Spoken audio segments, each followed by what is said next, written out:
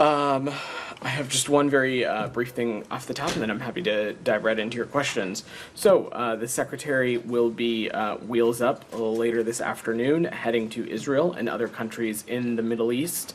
In Israel, the Secretary will reaffirm the United States ironclad commitment to Israel's security and emphasize advancing enduring peace and security for Israelis and Palestinians alike.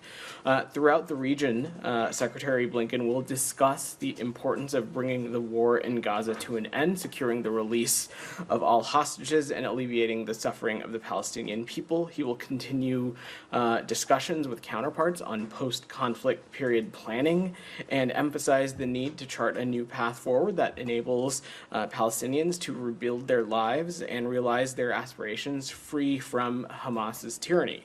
The Secretary will also underscore that additional food, medicine, and other urgently needed humanitarian aid must be delivered to civilians in Gaza. He will also discuss the need to reach a diplomatic resolution in the conflict between Israel and Hezbollah that fully implements UN Security Council Resolution 1701 and allows civilians on both sides of the blue line to return to their homes. And lastly, he will reaffirm the U.S. commitment to work with partners across the region to de-escalate tensions and providing lasting stability.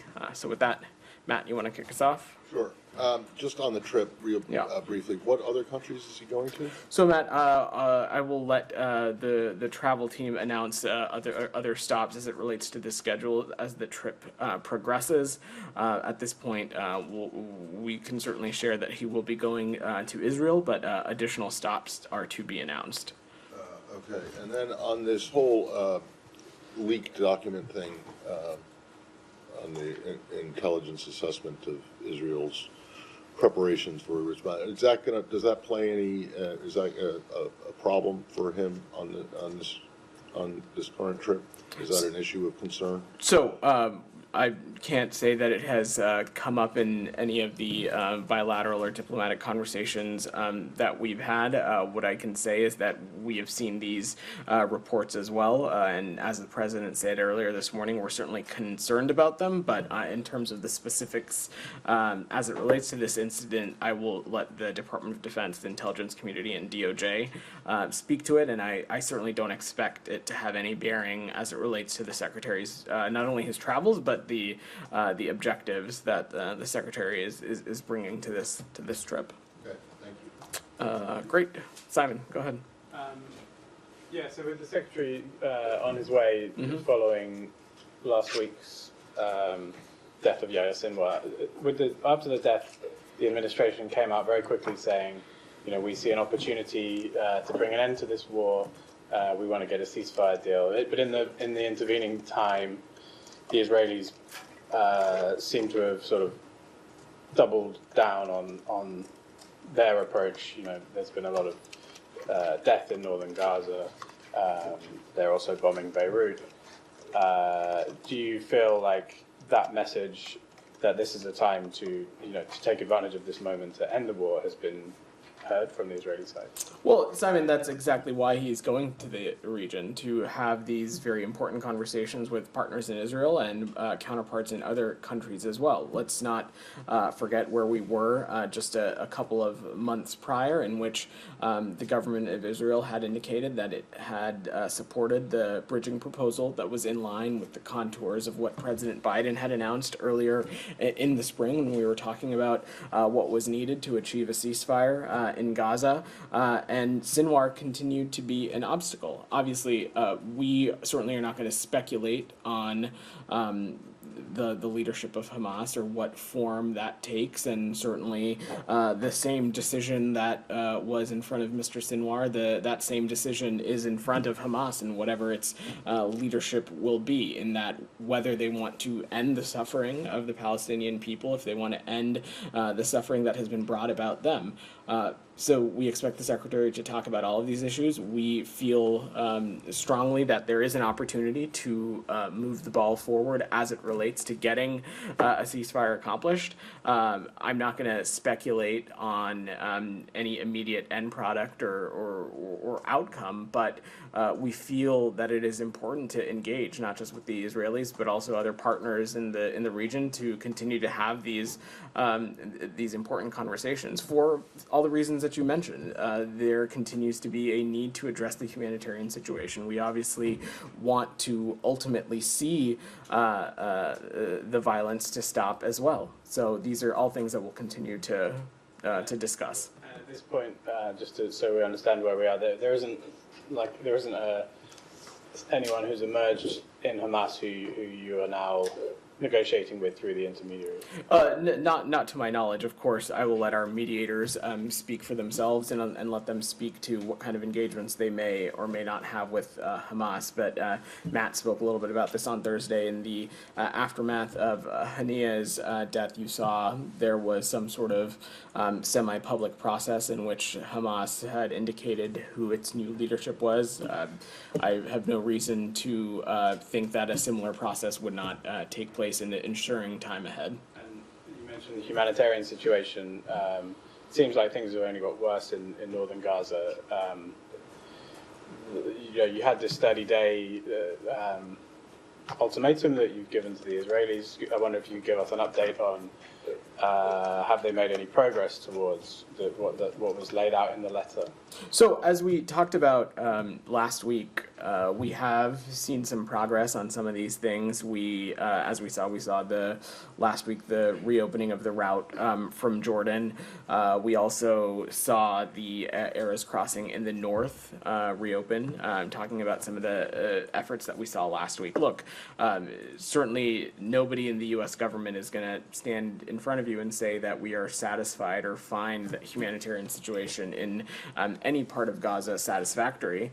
And these are one of the things that we expect the Secretary to raise directly and discuss, not just with partners in Israel, but other counterpart countries, on what more can be done to get humanitarian aid into Gaza.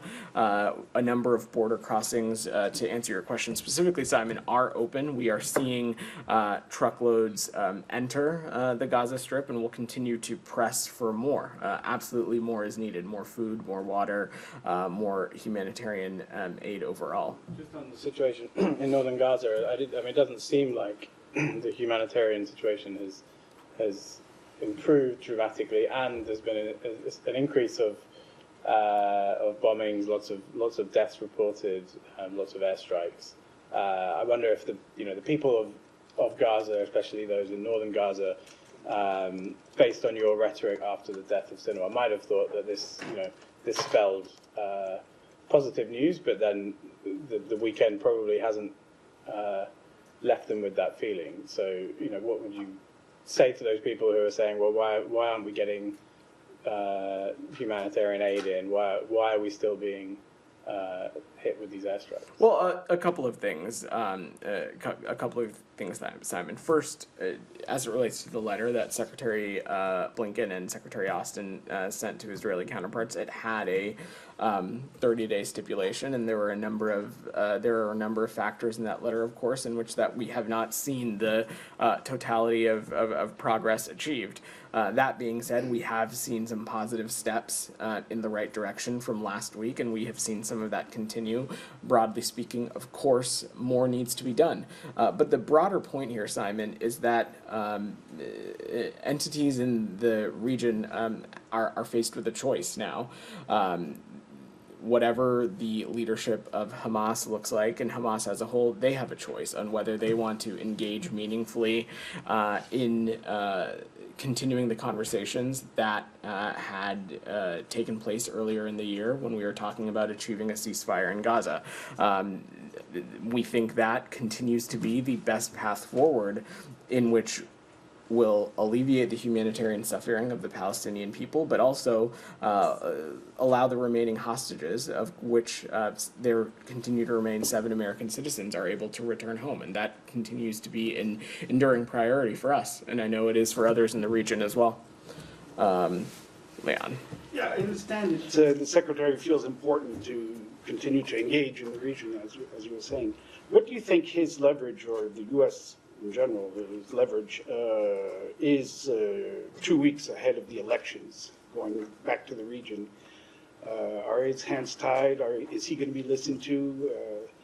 Can anything happen? Leon, I kind of respectfully disagree with the premise of the question, and I'm going to evoke what many of you have heard Secretary Blinken say pretty regularly, is that, in this department and in his role as Secretary of State, and I would say that extends to all of us that work for him, we don't do or engage in politics. We are engaged in policy, and what I can say unequivocally is that pursuing a ceasefire as it relates to Gaza, pursuing a ceasefire in Gaza is in the interest of course, the Palestinian people, because it will allow an additional influx of humanitarian aid, create the conditions, hopefully, for further conversations to happen so that we can see a independent Palestinian state and a Gaza Strip that is no longer a springboard for terrorism on the Israeli people, and a Gaza Strip that is hopefully unified with the West Bank as an independent state. It is in the interest of the Israeli people, because, again, for far too many years, they have been living under the threat of terrorism and proxy groups and malign actors in the region. It is, of course, in the interest of the United States, and it's in the interest of American citizens. First, the Middle East region is a region in which there are a number of American citizens who live there and call it home. But beyond that, the United States, the American people, it is in their interest to see a region pull itself out of these endless cycles of violence that we have seen for far too many years that date back further than October 7th. So it's not about leverage, Leon. It is what do we want to see that is the best thing that can happen for the region, that is in the interest of the American people. And pursuing a ceasefire in Gaza, continuing to have conversations with counterparts of what a post-conflict period can look like, all of these things are in the United States' interest, and all of these things are in the interest of the American people. And that is true, irregardless of whatever may come when it comes to our elections. Yeah, I'm not so sure about that, but just to move on very quickly, Lebanon, do you condone strikes against financial institutions that struck the affiliates to Hezbollah? And there's now considerable damage in southern Beirut. So is it going to become another Gaza? Look, Leon, we've been pretty clear and consistent about the fact that we do not want to see regular and daily strikes into Beirut. As it relates to these specific financial institutions that you're asking about, Leon, I've seen those reports, and I'd let the IDF speak to its current operations. I, from up here, could not offer any analysis on what kind of role they may or may not have had as it relates to Hezbollah's broader infrastructure, whether it be financial or otherwise. I'm not saying that they did or didn't. I'm just saying I can't offer that assessment from up here. Broadly, though, our call continues to be the same, that Israel needs to do everything it can to not target civilian infrastructure and abide by international humanitarian law, and in all of its operations needs to take every possible measure to minimize impacts on civilians and civilian infrastructure. This is something that Secretary Blinken has raised consistently with engagements that he's had with counterparts, but it's also something that President Biden raised with the Prime Minister earlier in the year as well. Nick, go ahead. There's new reporting that the State Department is investigating an IDF unit for alleged sexual assault of Palestinian detainees. Is that true? And if so, what additional detail can you provide on that? And then separately, just wanted to ask if the State Department is still facilitating flights out of Lebanon. So on your first question, Nick, I just wouldn't speak to deliberative processes in detail. What I can say is that in any country where we have a security relationship, we of course have processes in place to assess and look at things when certain facts are raised or facts are brought to the United States. In all these places, it's our obligations to do so. But what I can say is that I have no news to share or anything to announce in the context of any sort of policy designation with respect to Israel. And as I said, we wouldn't speak to deliberative and ongoing processes. And on Lebanon, so I appreciate your question. A couple of updates on that. So our most recent U.S. government offered flight was on Thursday of this past week, on Thursday, October 17th, to Doha, and we expect another flight to take place on October 23rd, this coming Wednesday. As many of you who have been following this issue closely, we will continue to organize flights based on demand. Obviously, with the next flight being on Wednesday, we have moved away from a daily cadence, but we will continue to look at what demand is and make adjustments to the contract as we need in either direction. And we'll continue to assist U.S. citizens with seats on commercial flights, which are available daily to a range of destinations. Camilla. Thanks. Biden's envoy, Amos Hochstein, is in Lebanon. He had said that UN Resolution 1701 is not enough, and that Israel and Lebanon need to be working on a formula that brings an end to this conflict once and for all. Can you give any more details on what he was referring to, whether that's on the ground forces? Obviously, we know he's talking to political figures, and the goal for the US is to get a political resolution, but is he talking more about the immediate term in terms of troops on the ground, forces? So I think if you look back at Special Envoy Hochstein's statement specifically, what he said is both sides simply committing to 1701 is not enough, and certainly we would agree with that. What we want to see ultimately in any diplomatic engagement is action, and then of course in the context of northern Israel and southern Lebanon, what we want to see is the effective implementation of 1701. Of course, a commitment to such a thing would of course not nearly be enough. What we want to see is something in action. But that being said, we are continuing to work with the government of Lebanon, the state of Lebanon, as well as the government of Israel to get a formula that brings this this conflict to an end for once and for all. We are ultimately seeking out a diplomatic resolution. Our North Star and our goal here continues to be creating the conditions that will allow civilians on both sides of the blue line to return home. And can I ask about this Axios reporting earlier today? There was it's reporting that that Israel gave a U.S. document gave the U.S. a document saying what its demands are for ending the conflict with Lebanon, and part of that document was effectively saying that it can enforce, i.e., target anywhere in the country, as part of enforcing what it wants for ending the war. Do you have any? So I've not seen that reporting, and I certainly am not sure what that document is referring to. Again, in the context of Lebanon, we have been very consistent for many days and weeks now of what it is that we exactly want to see.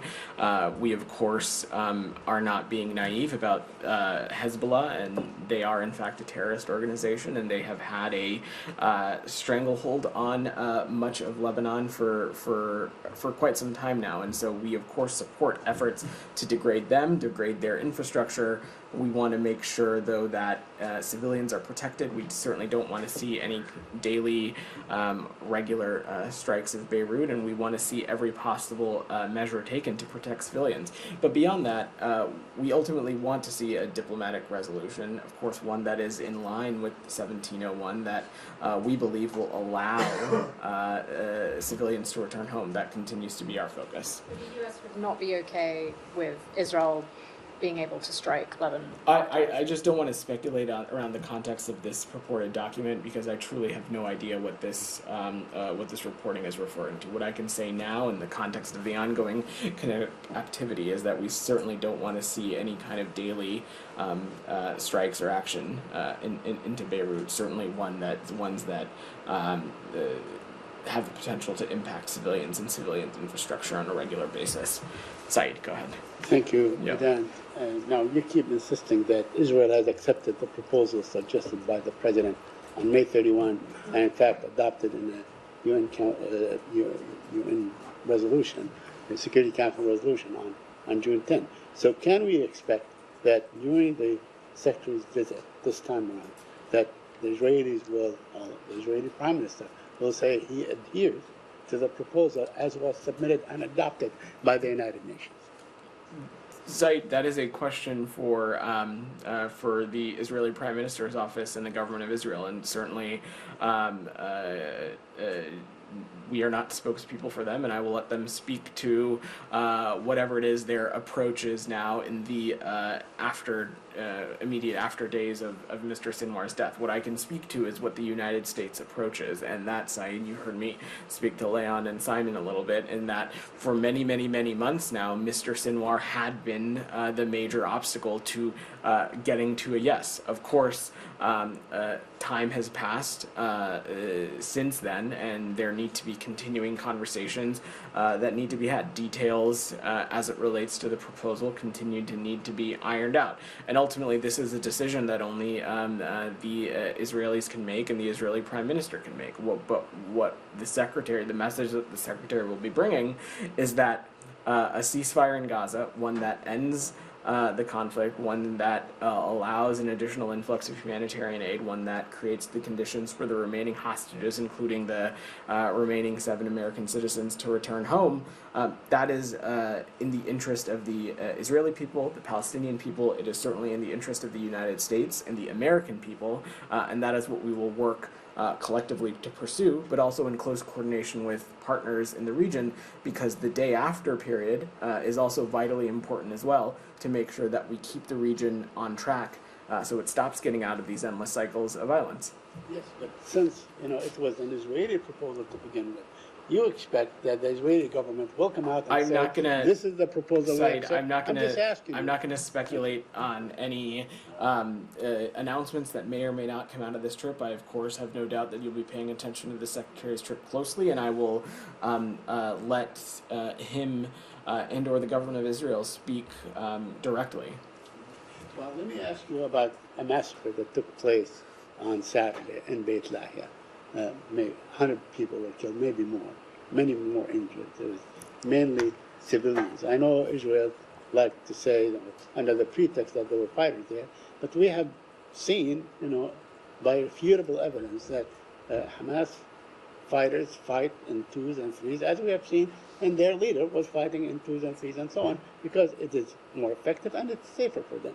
So why is it so difficult for the United States of America, that has always adopted and espoused a high standard on human rights and so on, why is it so difficult to condemn the massacre of civilians in this very case?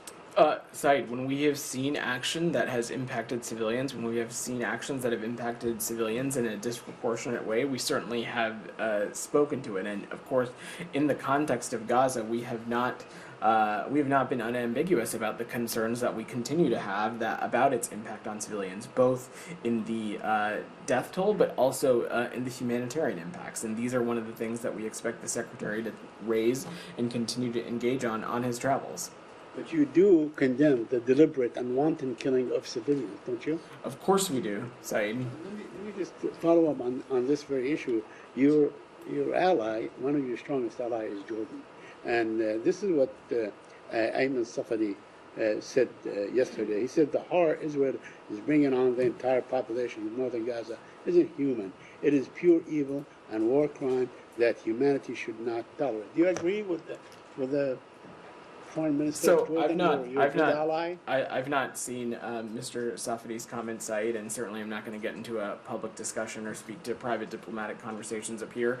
What I can say is that we know that that Jordan shares the United States' commitment of what we want to see for the region, which is ultimately, of course, regional stability and as well protections for civilians. We all have a strong interest in trying to create an environment in which people involved in this conflict can return to their homes and live safely and securely. Certainly, that includes the Palestinian people, and that is something that we are going to continue to work towards, and it's something that we're going to continue to work towards in close coordination with our Jordanian partners as well. Lastly, on aid, please. Uh-huh. Yeah. Now, just to follow on what Simon asked. Yeah. Now, your 30-day thing. I mean, Israel banned 6 organizations from getting aid into Gaza. Do you feel that Israel feels that it has this 30 days to do whatever it wants, that it can take whatever, comfort that it can continue to prevent aid from going in? In the meantime, Said, you have 400,000 people that are being starved to death and now burnt to death. Said, I couldn't speak to what Israel thinks or doesn't think. What I can speak to is the approach that the United States is taking, which is that we want to see the humanitarian situation in Gaza significantly improved, and that, of course, that 30-day thing that you're referring to, it was a letter from the Secretary of State and Secretary of Defense laying out very clearly of what expectations we had and what changes that we want to see.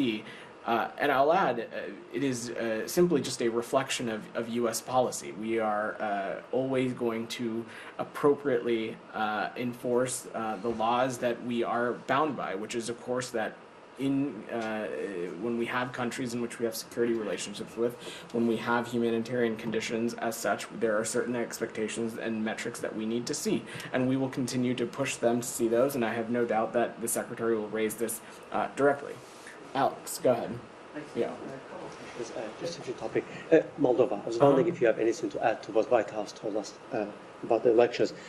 If there's any lesson that you guys have learned about Russian meddling, the tactics of Russian meddling, and any response, any punishment, any reaction from the West we should expect in the coming days. So I certainly, Alex, I would not preview any actions from up here, but we would commend the Moldovan people for their participation in the October 20th election and referendum. And as we approach the second round of presidential elections on November 3rd, we'll continue to support Moldova's commitment to ensuring a credible and democratic process.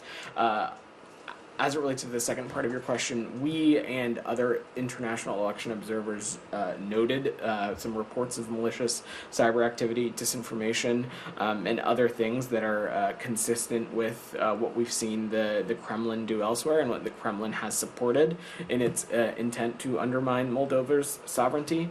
But in terms of the results as it relates to the referendum, Alex, we also congratulate Moldova for the passage of the referendum ensuring the EU path in their constitution. Our viewpoint continues to be that Moldova's future is in Europe. As it relates to these allegations, we certainly would want them to be investigated and resolved through appropriate, transparent legal processes, but I'm not going to speculate anymore on that. I know my colleagues asked about North Korea, but North Korea is sending troops for Russia to fight in Ukraine. The White House told us this morning that they are still investigating that. Well, the topic came up 2 weeks ago in this room, and I'm just having trouble understanding why does it take this long? Is it an intelligence failure, or is it lack of trust in your allies? Is Ukrainian intelligence? South Korea put it out there, it's public. Why is it taking this long? So, Alex, I'm certainly not going to get into or speak to ongoing processes that may exist to verify or ascertain certain information, but specifically as it relates to the question you asked, we have seen reports that the DPRK has sent soldiers to fight alongside Russian security services. We're unable to confirm whether these reports are accurate, but if true, it would mark for a dangerous and highly concerning development in Russia's war against Ukraine, and we'll continue to consult with allies and partners on the implications of such a dramatic move. But I want to be very clear about something, Alex. If this is accurate, it would also demonstrate what we would view as Russia's growing desperation in its ongoing war of aggression.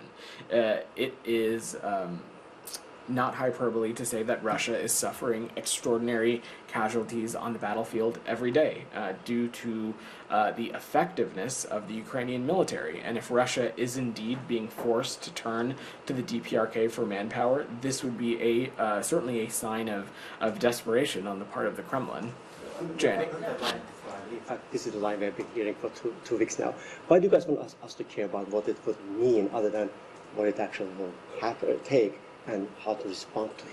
Well, Alex, we're just not at a place to confirm whether these reports are accurate. I'm sorry that that's not a swift enough process for you, but we try to work and act deliberately in the United States, and I would just point you back to all the other times that we have offered updates and assessments about Russia's operation into Ukraine and Russia's potential closening of relationships with an adversary, when we have been able to ascertain some of those facts and we're in a place to share them, we can and we will. I'm certainly not going to get ahead of the process on this one. Jenny, go ahead. I'm going to let Jenny's patiently had her hand. come back to Go me. ahead, Jenny.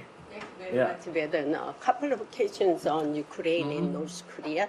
Ukraine President Zelensky and South Korea's National Intelligence Service released clear evidence, including a video of North Korean troops being dispatched to Russia, and it was revealed that 12,000 soldiers and special forces are training at the Sergeyevsky training camp, disguised in Russian military uniform and ID card.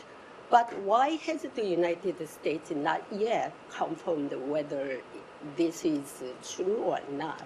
So, Jenny, look, just to echo again what I said to Alex, we're not yet at a point where we're able to confirm those reports and whether they are accurate. But I just want to echo again that if they are true, it's two things. One, it is a show of the desperation that the Kremlin has found themselves in, but it would also be a dangerous and highly concerning development in Russia's war against Ukraine. It also would be another example of the closening of relations that we see between Russia and the DPRK. But again, at this point, I don't have a assessment to offer from the United States in terms of whether these reports are accurate or not. The dispatch of North Korean troops to Russia is true and confirmed. Will there be a change in support from the United States, EU, and NATO? Well, I'm not going to speculate at all, Janny. Look, when we have seen the Russian Federation close in relations with another country or rely on another country for its efforts in Ukraine, and an example that I can think of is the closening of relations that we have seen between Russia and Iran, you certainly have seen the United States take appropriate action, and we will certainly not waver when it comes to the support that we'll continue to provide our Ukrainian partners. So. Last one. Okay, go ahead. And I gotta work the room. Although the Middle East issue is considered important, the Korean Peninsula issue is also important. What impact do you think the North Korean military's dispatch of troops to Russia will have on the Korean Peninsula in the future? I'm certainly not going to speculate on what impacts it could have on the Korean Peninsula beyond just saying, again, if these reports are true, it certainly would be another example of a reckless and destabilizing action that we are seeing the DPRK participate in. But again, I don't want to speculate. Rabia, you've had your hand up patiently. Go ahead. I have a question on Turkey. Yeah. Fethullah Gülen, the leader of FETÖ, whom Turkey has long sought to extradite for orchestrating the 2016 failed coup, died yesterday. Have you seen the reports, and does the US have any comment on this, considering this issue has been a major sticking point between the two countries? I've seen those reports, but I have nothing to offer. I wouldn't comment on matters involving a private individuals living in the United States. So I have seen those reports, but don't have anything to offer. Go ahead. Yeah. Oh, on the same topic? I'll come back to you, dear. Go ahead. Turkey reached out for his body. Again, we're talking about what would be a private individual living in the United States, so I just wouldn't get into that for privacy considerations. So I will leave it at that. DR, go ahead. Thank you, Vedant. Yeah. Yesterday, the Kurdistan region held election, and you observed this election very closely. So what's your comment on this process? Was it free, fair, and transparent election as you urged the political parties for that? Let me say a couple of things, DR. First, promoting democratic values is a key priority for the U.S. government as it fosters global stability and it strengthens alliances. These are things that we think are integral to what our interests are in the Iraqi Kurdistan region and beyond. We certainly applaud the role that civil society and the media had in this election in fostering political dialogue and amplifying the voices of Iraqi Kurdistan region residents ahead of the election. What we saw is high voter turnout and an election that proceeded without major security incidents.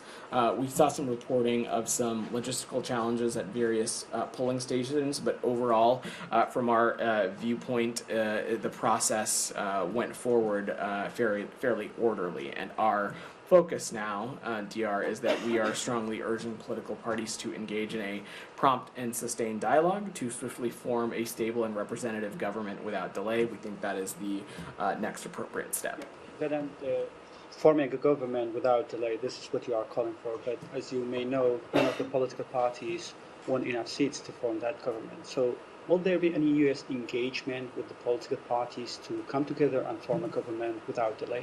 I'm certainly not going to preview any specific engagement with DR, but we call on Kurdish leaders to find a way to move past their differences and form a government. Our view is that there is more that unites Iraqi Kurdistan leaders than divides them, and it's in the interest of the people to move forward in an inclusive process and form a government as soon as possible.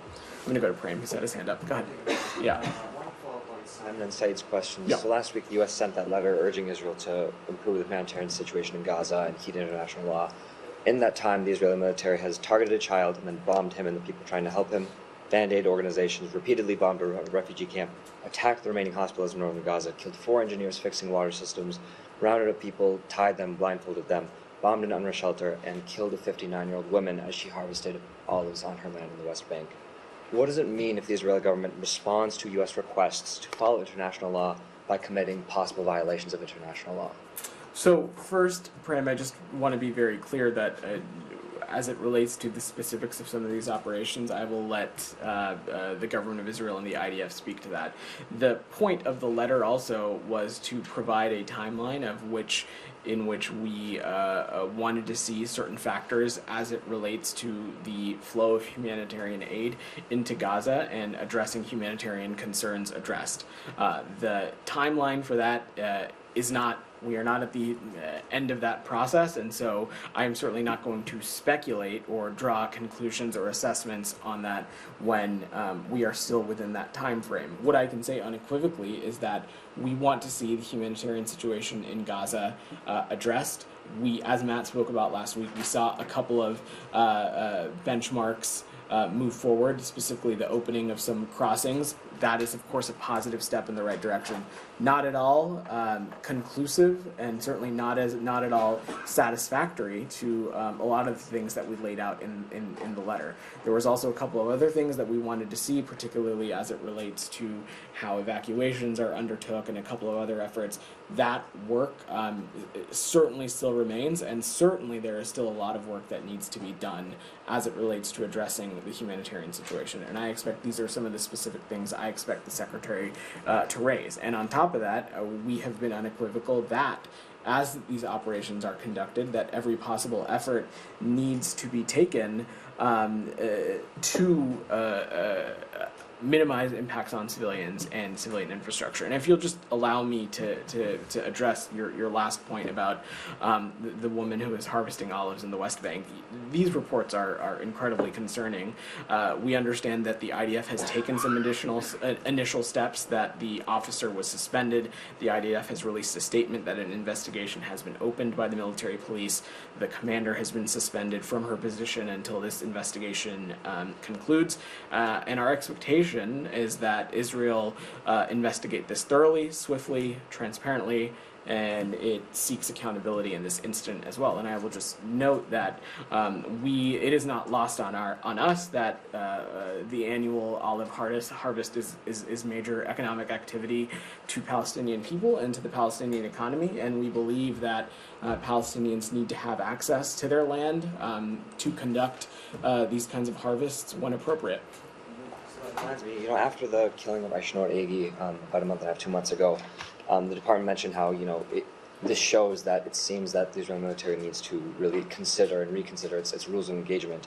What does it say that not only, I know you mentioned that there's been accountability for the soldier, allegedly, who killed the 59-year-old woman, but there's specifically this case of a child being targeted, and as he calls for help, as people descend upon him to help him, they get bombed. I know you said you won't comment on all of these operations, but is that an operation? That just seems like a killing. I'm not going to, again, speak to these incidents in specificity, but I can say, Prem, that what we have said before, it continues to be the case, and it continues to be that we want to see some changes when it comes to military engagement and the rules of engagement, particularly as it relates to the West Bank. That continues to be something that we want to see. And then finally, just a finer point.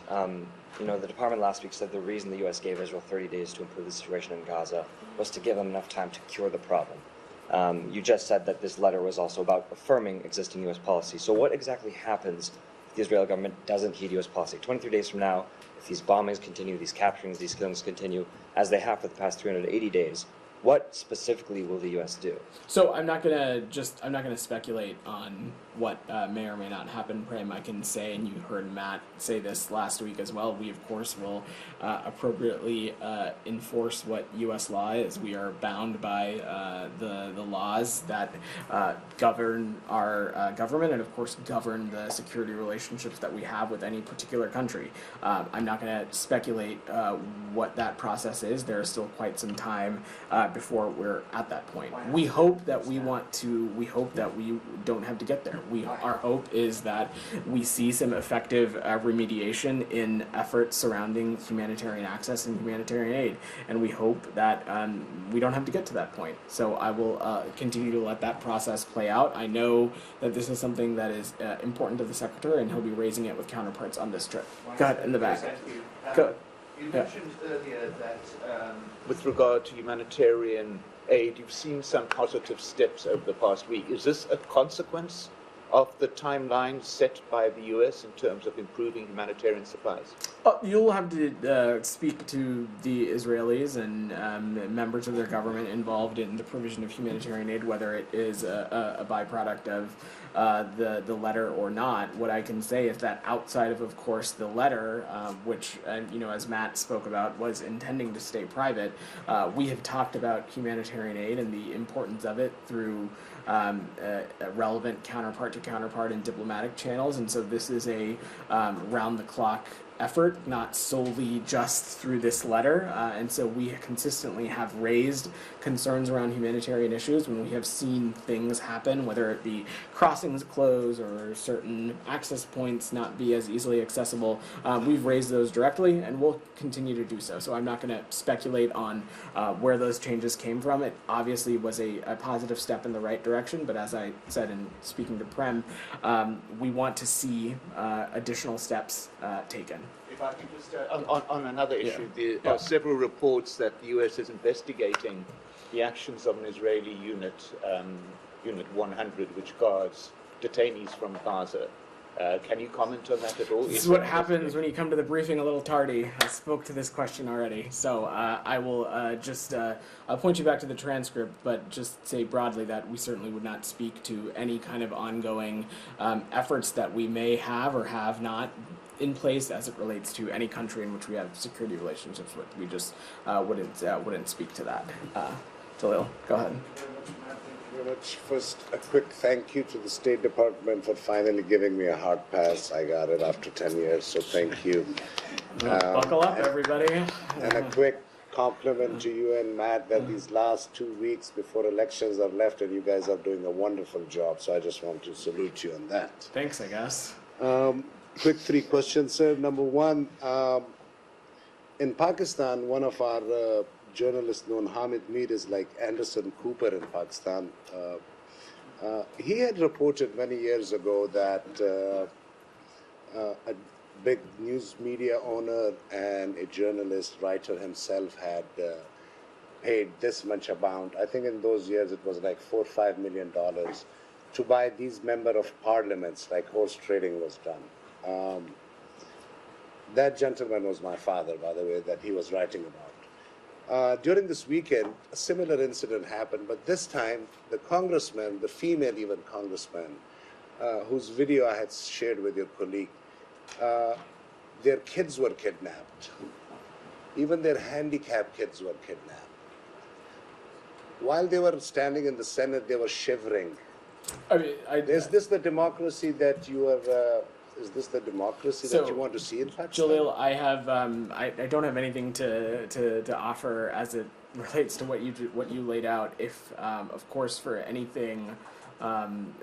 For any kind of kidnapping, that certainly we would defer to local law enforcement. If that is true or not, I wouldn't get into from up here. Simon, go. One question, please. One more. Go ahead.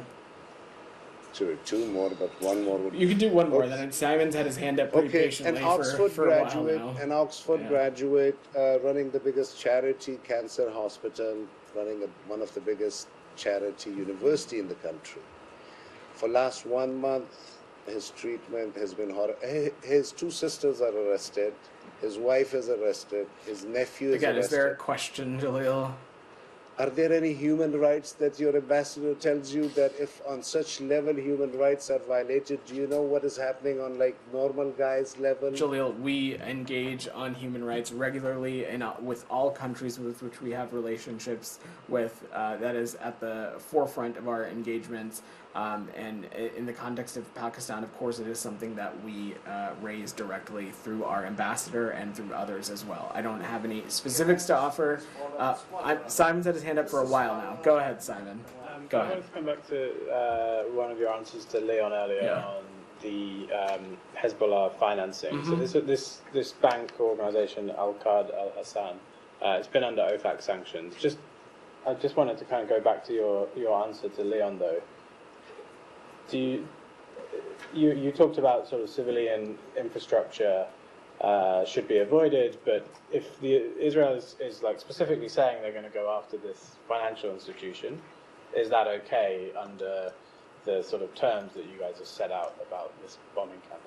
So, Simon, if there are, of course, Hezbollah fighters or Hezbollah infrastructure operating from such a facility, that would, of course, we'd support the degradation of Hezbollah and the degradation of Hezbollah infrastructure. Well, the point that I was raising to Leon is the specifics in which how this institution may or may not ladder up or feed into Hezbollah's financial network. I'm not an expert in that, wouldn't be able to speak to that from here. Perhaps OFAC might be a place to speak to. But the broader point that I was making is that even when those kinds of operations are being undertook and those kinds of Hezbollah infrastructures are being targeted, that every possible measure needs to be taken to minimize its impact on civilians. When you talk about targeting Hezbollah, does that include this financial infrastructure, which also serves civilian purposes? It's kind of, it's straddling a line between militant group and doing services for the public. So I guess you've given them sanctions for aiding Hezbollah, which you consider a terrorist organization. But does that mean banks that deal with funding for terrorism are now legitimate targets for airstrikes? Ultimately, Israel is a sovereign country and will make its own targeting decisions. Whether they're in any facility, and this is consistent. It's been our consistent approach, is that in any facility or institution, whether it is when there are civilians, every possible measure needs to be taken to protect and minimize civilians and the impact on civilians. However, much like Hamas, Hezbollah is a terrorist group that operates within civilian infrastructure, has co-located itself within civilian infrastructure, and when that happens, civilian infrastructure can unfortunately become targets. We want every possible thing to happen so that isn't the case, and that is why we keep coming back to one of the things we keep coming back to rather is 1701, because in that agreement in 2006, Hezbollah was supposed to lay down its arms, and had they done so, we would not even be in this situation right now. So again, I don't have any specific thoughts to offer as it relates to this particular institution. Israel will ultimately make its own targeting decisions, but even when there are terrorist actors at or embedded within civilian infrastructure, appropriate measures need to and should be taken to minimize its impacts on civilians. But they're your weapon, so you do have some legal requirements to have some influence on that. But just to be clear, when you mentioned Hamas as a kind of parallel to this, I think it's pretty clear that Israel's approach to Hamas has been every official, whether they're militant, whether they've ever picked up a weapon, if they're part of an organization called Hamas, is a legitimate target, right? That's been their policy in Gaza. I'll let them clarify their approach, Simon. That's not for me to speak to. That's their policy in Lebanon. Hezbollah is a slightly different organization. Hezbollah has political representation. I'm just hypothetically, there could be people working for this financial organization who have no connection to militancy, and that they've never committed a violent act. Well, but your position seems to be that it's okay for them to be... Simon, Hezbollah ultimately is a terrorist organization. Hezbollah is a terrorist organization that has American blood on their hands, it has Israeli blood on their hands, it has Lebanese civilians' blood on their hands, and we of course support efforts to hold them accountable, to degrade them, to degrade their infrastructure. While those operations are being conducted, we of course want to see every measure taken so that impacts on civilians are minimized. I'm just not going to... I don't have any other assessment to offer on this beyond that. Jackson, go ahead, and then we'll probably wrap. Is there any comment on reports of Israeli forces demolishing a watchtower and perimeter fence at a UNIFIL outpost in Lebanon yesterday? We've seen those reports, and we've asked our colleagues in the IDF for additional information, and I will let the Israeli Ministry of Defense answer any questions about those operations. But we have been clear with all parties that there needs to be protections of UNIFIL personnel and facilities. UNIFIL operates in Lebanon under a mandate from the UN Security Council, and these facilities and these individuals must not be harmed. Gita, Does the department have any comment about the arrest of U.S. citizen and journalist Jeremy Lafredo in Israel earlier this month? Last we heard a district court ordered Mr. Lafredo to remain in Israel until October 20th for police questioning. What's his current status? My understanding is that Mr. Lafredo has left Israel. Gita, go ahead. Thanks, Vedant. The Commerce Department today removed the technology company Sandvine from its entity list, citing changes in the company's that the company made to its corporate governance and practices. Now, the company was added earlier this year to the list after evidence surfaced that Sandvine technology was used to conduct mass web monitoring targeting human rights activists. Now, I was wondering whether the State Department shares the Department of Commerce's view that Sandvine's remediations were significant enough for this action. So we strongly supported the original commerce action to add Sandvine to the entity list in February of this year. That's consistent with this administration's approach to countering the misuse of surveillance and other technologies as it relates to human rights abuses. And we worked alongside Commerce over the past several months to closely monitor the reforms that Sandvine has undertaken in response to its entity listing, and we agree with Commerce that these significant remedial steps to its corporate governance and business practices were effective enough for the designation to be removed. All right. Thanks, everybody.